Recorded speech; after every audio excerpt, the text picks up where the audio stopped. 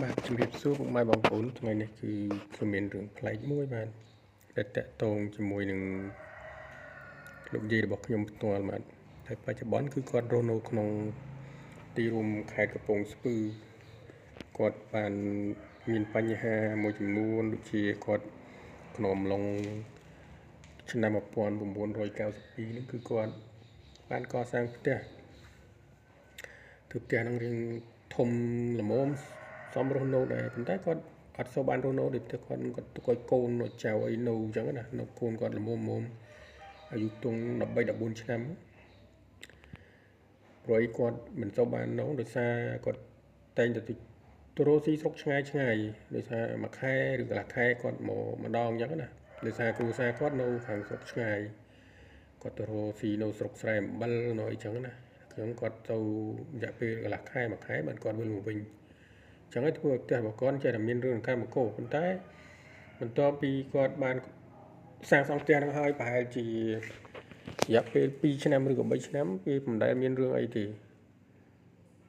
បន្ទាប់ពីបានប្រហែលជាម្លងមួយឆ្នាំថែមទៀតមកគឺចាប់ផ្ដើមមានរឿងប្លែកដូចជាបងប្អូនគាត់ចដូនមួយឬក៏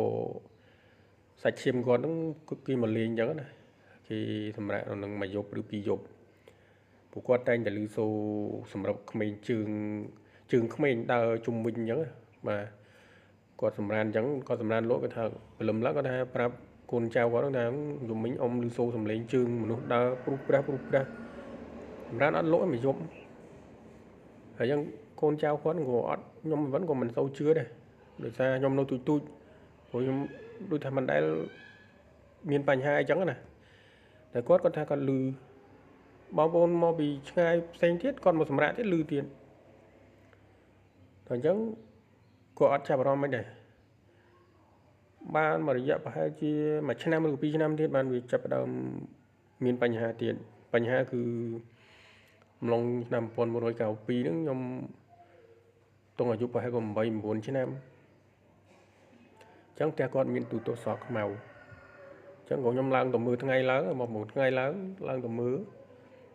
ស្រាប់ឮសូរសំឡេងគោះនៅទ្វារមុខទ្វារបន្ទប់មុខហ្នឹងឮសូរគោះផុងដូចលោកយាយ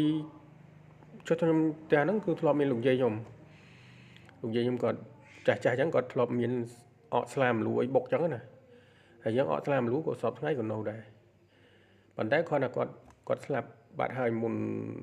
កសាងផ្ទះនឹងទៀត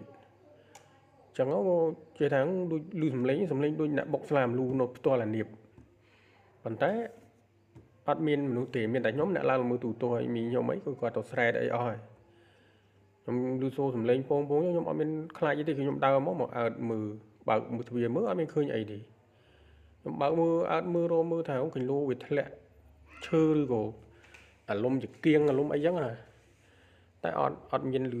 ឃើញអីទាំងអស់ឮសូរតែសំឡេងខ្ញុំក៏អត់ចាប់អារម្មណ៍ហើយខ្ញុំចំនួនហ្នឹងគឺខ្ញុំអត់ចេះខ្លាចអីដែរខ្ញុំក៏ចូលមើលទូទស្សន៍ធម្មតានិយាយរួមអត់ឲ្យខ្ញុំខ្លាចតែអញ្ចឹងខ្ញុំក៏ចុះមកវិញមកមើលហើយអញ្ចឹងឮសំឡេងហើយខ្ញុំចុះមកវិញបានម្លងស្អែកឡើងឮសូរសំឡេងគោះទៀតប៉ុន្តែអត់មានអ្នកនៅលើផ្ទះហ្នឹងទេមីខ្ញុំក៏ចាប់ដើមឮសូរសំឡេងគោះមកស្ទុះហើយបាត់ស្ងាត់ទៅវិញបន្ទាប់ពីស្ងាត់ទៅវិញអញ្ចឹងហើយបានមួយថ្ងៃពីរថ្ងៃឡើងគឺគោះខ្លាំងឡើងទៀតឬគោះខ្លាំងឬសូគោះខ្លាំងទៅអញ្ចឹងពើដូចរបៀបយើងគោះបុកស្លាមលូនៅលើអានៀបអញ្ចឹងឆ្លងលឺពីផ្ទះមួយទៅផ្ទះមួយអញ្ចឹងអ្នកចិត្តខាងដូចអ៊ំខ្ញុំមីងមីអីអ្នកចិត្តហ្នឹងគាត់ក៏សួរថាអីទៅធ្វើស្អីគេគោះអីគេលើផ្ទះលឺផ្ទះ2ផ្ទះ3ហ្នឹងអញ្ចឹងមីងខ្ញុំក៏គាត់លែងហ៊ានចង់ឡើងលើផ្ទះហ្នឹងដោយសារខ្លាចអញ្ចឹងគាត់ថាអាអូនវាឡើងទៅមើលទូទស្សន៍វាគោះប្រឡាយគេឯងហ្នឹងហើយខ្ញុំថាខ្ញុំអត់ដឹងទេព្រោះសំឡេងគោះហ្នឹងថ្ងៃមុនខ្ញុំមើលទូទស្សន៍ខ្ញុំឮសូរដែរតែបើវាអត់ឃើញនៅបន្ទប់មុខហ្នឹងមិនគោះនៅក្នុងបន្ទប់ក្នុងធំទេគឺគោះនៅក្នុងបន្ទប់មុខបន្ទប់ចិត្តរៀនហាលមុខហ្នឹងអញ្ចឹងគាត់ក៏ចាប់ដើមឆ្ងល់ដែរអញបើអូនឯងអត់ឡើងហើយឮសូរសំឡេងអញ្ចឹង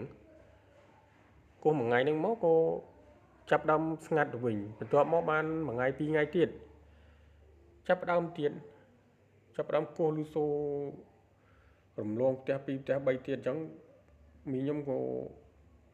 មិនអស់ចិត្តនាំគ្នា2 3នាក់ឡើងទៅមើលក៏ឲ្យហ៊ានឡើងទៅតែឯងដោយសារខ្លាចនឹងក៏គាត់ចាប់ដើមខ្លាចឲ្យលីស៊ូសំលេងស្ដែងពេកហ្នឹងបងគាត់ចាប់ដើមឡើងទៅដល់អត់មានឃើញអីក៏នាំគ្នារត់ចុះវិញអស់មកហើយអញ្ចឹងរឿងហ្នឹងក៏លឺដល់លោកយាយរបស់ខ្ញុំគាត់ក៏អោយអាចារ្យអោយអីគេមើលទៅក៏លឺអាចារ្យគេថាផ្ទះហ្នឹងគឺយើងអត់បានរៀបចំ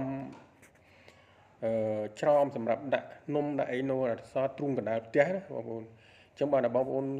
គួរប្រយ័ត្នប្រយែងពេលដែលធ្វើផ្ទះហើយគឺត្រូវតែមាន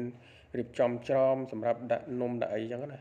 កុំអោយអត់ដូចតែលោកយាយខ្ញុំបន្ទាប់ពីហ្នឹងហើយគឺគាត់រៀបចំហើយគឺស្ងាត់លែងមានបញ្ហាអីទាំងអស់អញ្ចឹងបានថាបងប្អូនត្រូវប្រយ័ត្នប្រយែងពេលដែលសង់ផ្ទះហើយបើសិនជាអត់នៅឬក៏មានបញ្ហាអីសូមបងប្អូនកុំទុកចោលបាទរឿងមានប៉ុណ្ណឹងបងប្អូនកុំភ្លេចចុច Subscribe និងស្រុកកញ្ញាកណ្ដឹងឲ្យខ្ញុំមួយផងដើម្បីមានកម្លាំងចិត្តធ្វើវីដេអូអរគុណ